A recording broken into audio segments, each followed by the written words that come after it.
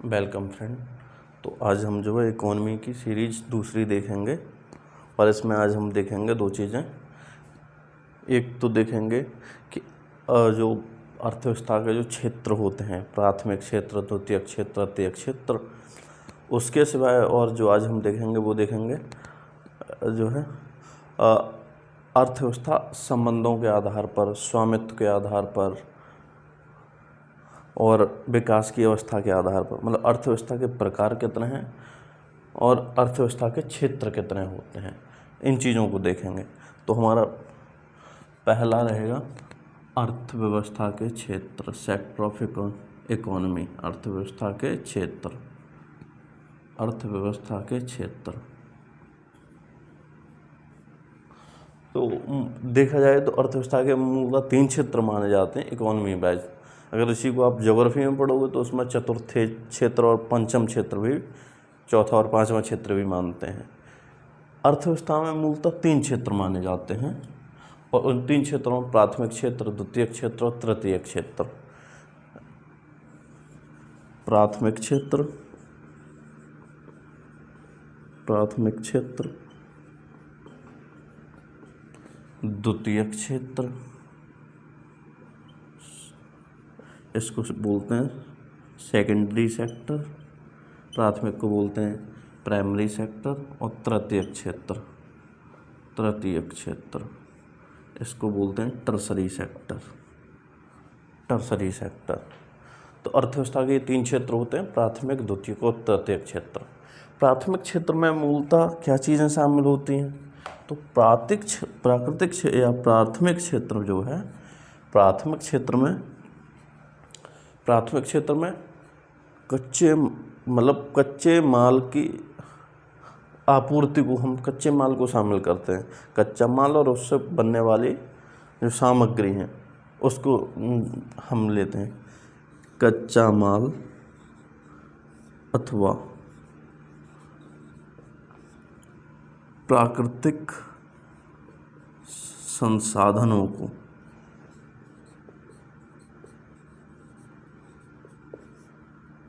प्राकृतिक संसाधनों को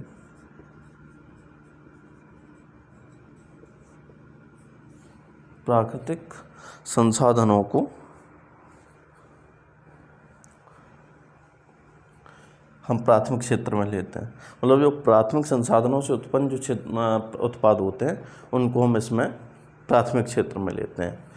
उसका एग्जाम्पल जैसे कृषि, क्योंकि वो प्रकृति से होती है, एवं संबद्ध क्षेत्र, एग्रीकल्चर एंड अलाइड सेक्टर, संबद्ध क्षेत्र, एग्रीकल्चर एंड एलाइड सेक्टर, जैसे मत्स्य पालन हुआ, मत्स्य पालन, पशुपालन, ये सारी चीज़ें इसमें आ जाएंगी। मत्स्य पालन, पशुपालन इसमें जो है आ जाएंगी।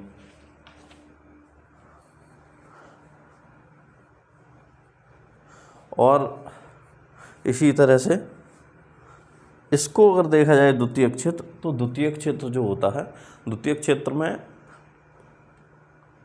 हम जो बोलते हैं जैसे वैल्यू एडिशन, तो वैल्यू एडिशन का काम यहाँ पे होता है। जैसे जो कच्चा माल है उसका यहाँ पर मशीनों के द्वारा उनका जो है मैन्युफैक्चर किया जाता है। एक तरह से उनमें वैल्यू एडिशन की जाती है कच्ची चीज़ों में। जैसे मान के चलो कि गेहूँ लिया, अब गेहूँ को यहाँ लाएंगे तो मशीनों के थ्रू उसको दलिया बनता है। जैसे तो गेहूँ का दलिया बनाना हुआ, या फिर उसके सिवाय बहुत सारी चीज़ें हो गई। कहने का मतलब ये है कि जैसे यहाँ से अगर सेब लिया और उसको अगर जूस में तैयार करना है तो उसको यहाँ पे जो है मशीनों के द्वारा वो चीज़ होगी, तो उसको द्वितीय क्षेत्र में लाएंगे। यहाँ उद्योग वगैरह जो हमारा मूलतः होता है उसको बोलते हैं। तो ये उत्पादन में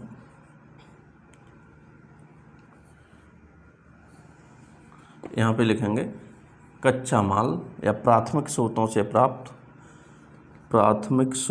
प्राप्त कच्चा माल,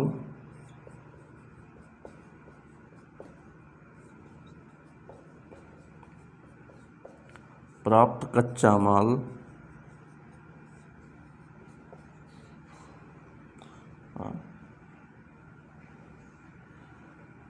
प्राथमिक स्रोतों से प्राप्त कच्चा माल उत्पादन में सहायक, उत्पादन में सहायक,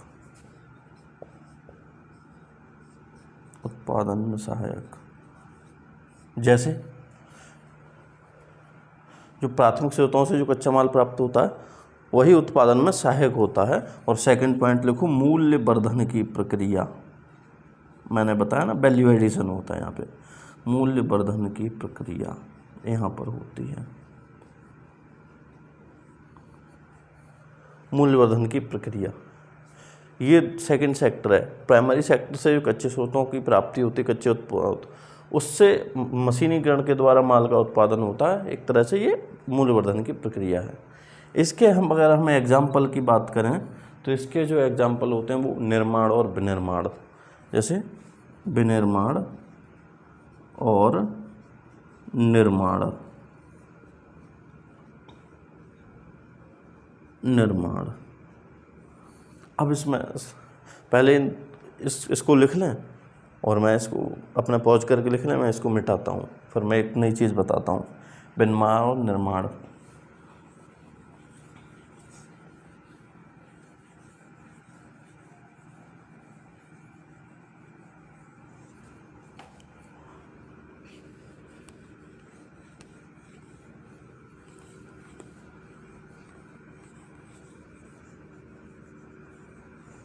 ये समझ लो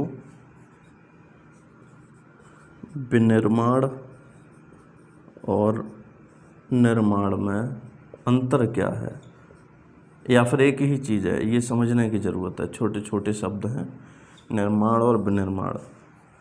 तो विनिर्माण और निर्माण में मूलतः जो है इसको मैन्युफैक्चरिंग बोलते हैं हम, वो कंस्ट्रक्शन है। निर्माण मैन्युफैक्चरिंग में मतलब विनिर्माण में दो चीज़ें आती हैं, एक तो तकनीक और एक श्रम। जबकि यहाँ पे ये श्रम गहन है, लेबर इंटेंसिव। तो विनिर्माण में तकनीक और श्रम दोनों चीज़ें शामिल होती हैं।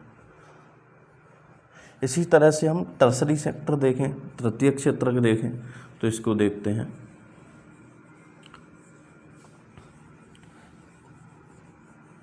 तृतीय क्षेत्र, टर्सरी सेक्टर। टर्सरी सेक्टर जो है किसी चीज़ का उत्पादन नहीं करता है, लेकिन वो उत्पादन में सहायक की भूमिका निभाता है। प्राथमिक और द्वितीय क्षेत्र में उत्पादन में सहायता तृतीय क्षेत्र करता है। तृतीय क्षेत्र जो है इनमें समायोजन की भूमिका निभाता है। तो इसको देख लें। अब इसको थोड़ा लिख लेते हैं, फिर एग्जाम्पल दूंगा तो समझ आ जाएगा। प्राथमिक एवं द्वितीय इसको लिखो, तृतीय क्षेत्र उत्पादन में भूमिका निभाता है। तृतीय क्षेत्र उत्पादन में सहायक की भूमिका में रहता है, सहायक की भूमिका में रहता है, सहायक की भूमिका में रहता है। और नेक्स्ट पॉइंट, प्राथमिक एवं द्वितीय क्षेत्र में, प्राथमिक एवं द्वितीय क्षेत्र में समायोजन की भूमिका, द्वितीय क्षेत्र में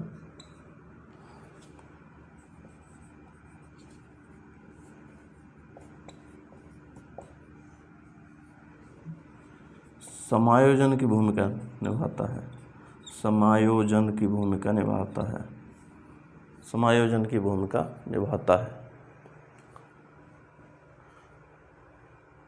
इसका एग्जाम्पल लिख लो।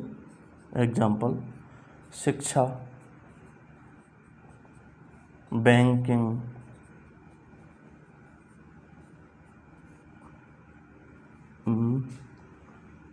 ट्रांसपोर्टेशन को क्या बोलते हैं, परिवहन आदि। अब जैसे परिवहन हुआ, परिवहन जो है खुद से कोई उत्पादन नहीं करता, लेकिन अगर कच्चे माल को सेकेंडरी सेक्टर तक लेके जाना है तो ले जाएगा कौन? परिवहन के जरिए वो सब चीज़ें होंगी। लोगों को मशीन कैसे चलाएंगे, या फिर जब जो कृषि वगैरह है उसको कैसे करेंगे, तो उसके लिए स्किल चाहिए। स्किल का मतलब कि एजुकेशन भी चाहिए, तो शिक्षा भूमिका निभाएगी। अब इन क्षेत्रों को ऋण वगैरह चाहिए, अपना निवेश करना है, तो क्या, तो फिर वो बैंकिंग क्षेत्र निभाएगा। तो इसीलिए उत्पादन में सहायक की भूमिका निभाता है टर्सरी सेक्टर। इसको हम बोलते हैं मुख्यतः सेवा क्षेत्र, एक तरह से सर्विस सेक्टर, सेवा क्षेत्र। क्योंकि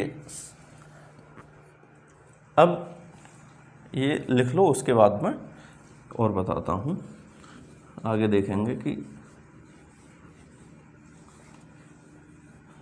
अब ये देखते हैं कि भारतीय अर्थव्यवस्था में इनमें से किसका योगदान इस समय ज़्यादा है और किसका कम है, और फिर आगे हम जो और समझेंगे। तृतीय, ये जो सर्विस सेक्टर है, मैंने बोला सेवा क्षेत्र है एक तरह से, ये भारतीय अर्थव्यवस्था में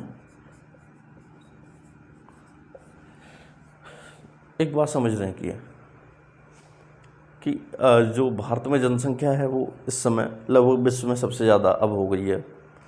तब से चाइना था, दूसरे नंबर पर हम थे। तो हमारे ज़्यादातर लोग, आप किसी भी देश में देखो, वो इंडियन कहीं ना कहीं मिल जाएंगे तुमको। तो एक तरह से जो विदेशों में रहते हैं वो रेमिटेंस भेज रहे हैं, चाहे वो NRI हो या फिर लोग वहाँ से बाहर जाके काम कर रहे हैं और देश में भी सर्विस दे रहे हैं, तो वो कहने का मतलब है कि जो सारा पैसा आता है वो कहीं ना कहीं GDP में कलेक्ट होता है, उसमें गणना की जाती है। तो हमारे देश में टर्सरी सेक्टर का योगदान सबसे ज़्यादा है, सेवा क्षेत्र हमारे यहाँ सबसे ज़्यादा है। तो भारतीय अर्थव्यवस्था में सर्वाधिक योगदान भारतीय अर्थव्यवस्था में सर्वाधिक योगदान। द्वितीय क्षेत्र, तो इसमें जो है, इसमें कम योगदान है हमारी अर्थव्यवस्था में, इस क्षेत्र का कम योगदान है। वो क्यों है वो मैं अभी बताता हूँ, बस इतना लिखूँ कि तृतीय क्षेत्र की तुलना में कम योगदान, तृतीय क्षेत्र की तुलना में कम योगदान, तुलना में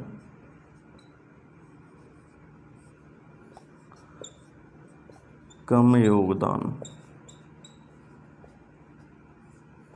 तृतीय क्षेत्र की तुलना में कम योगदान। प्राथमिक क्षेत्र, भारतीय अर्थव्यवस्था में इस क्षेत्र का सबसे कम योगदान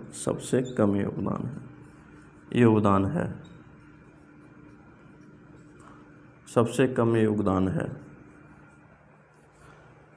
ये है इस समय हमारे इंडियन इकोनॉमी की दशा, किस सेक्टर का कितना योगदान है। अब ये समझने की बात है कि इस समय ये भूमिका है, लेकिन 1990 आर्थिक उदारीकरण 1991 में जो न्यू इकोनॉमिक पॉलिसी जो आई थी, उससे पहले भारतीय अर्थव्यवस्था में सबसे ज़्यादा योगदान प्राथमिक क्षेत्र का था। लगभग 3/4 हिस्सा GDP का एग्रीकल्चर सेक्टर या प्राथमिक क्षेत्र से आता था, और उसके बाद में द्वितीय क्षेत्र की भूमिका थी। तृतीय क्षेत्र बहुत कम था, लेकिन 1991 में न्यू इकोनॉमिक पॉलिसी के थ्रू जैसे ही LPG का दौर चालू हुआ, तो हमारी अर्थव्यवस्था को खोल दिया गया, आयात निर्यात बहुत बड़े स्तर पर होने लगा। तो हुआ क्या कि सीधे हमारी अर्थव्यवस्था प्राथमिक क्षेत्र का जहाँ सबसे ज़्यादा योगदान था, वो तृतीय क्षेत्र पर शिफ्ट कर गई, क्योंकि सर्विस सेक्टर हमारे यहाँ बहुत तेज़ी से ग्रो किया।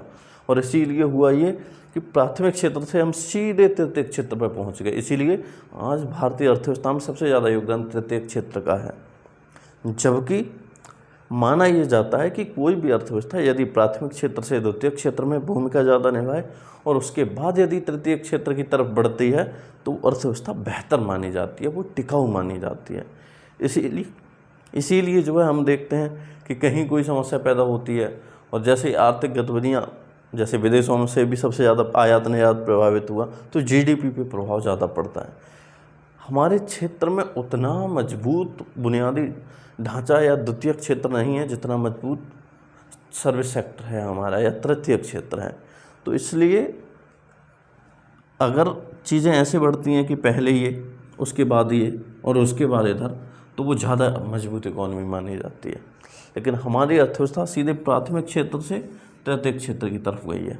ये है इंडियन इकॉनमी। तो सबसे कम योगदान इस समय हमारे अर्थव्यवस्था में 91 के बाद से प्राथमिक क्षेत्र का रहा है, और इस समय सबसे ज़्यादा योगदान इस क्षेत्र का है। तो यही चीज़ है। लेकिन एक चीज़ और समझें कि जो कमज़ोर देश हैं, जो अल्पविकसित देश हैं, या फिर जो विकासशील देश हैं, वो प्राथमिक क्षेत्र में उनकी भूमिका ज़्यादा होती है और इधर की भूमिका कम होती जाती है। क्योंकि सोचो, जहाँ उद्योग बहुत कम लगेंगे इसका मतलब वो पिछड़ा एरिया है, और जिस देश में उद्योग ज़्यादा है तो वो थोड़ा ग्रो कर रहा है, और जहाँ सर्विस सेक्टर ज़्यादा है तो वो भी अच्छा माना जाएगा। लेकिन अगर ये क्षेत्र ज़्यादा है तो हो सकता है पिछड़े की पहचान या विशेषता मानी जाती है। तो अब हम जो है ये क्षेत्र हमने देखे, प्राथमिक क्षेत्र, द्वितीयक क्षेत्र, तृतीयक क्षेत्र। अब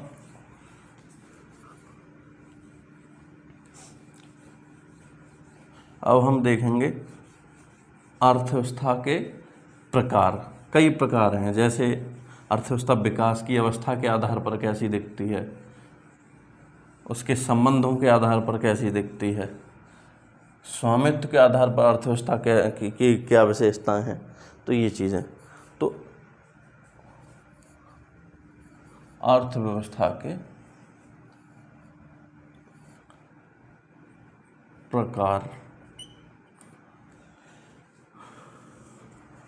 अर्थव्यवस्था के प्रकार, तो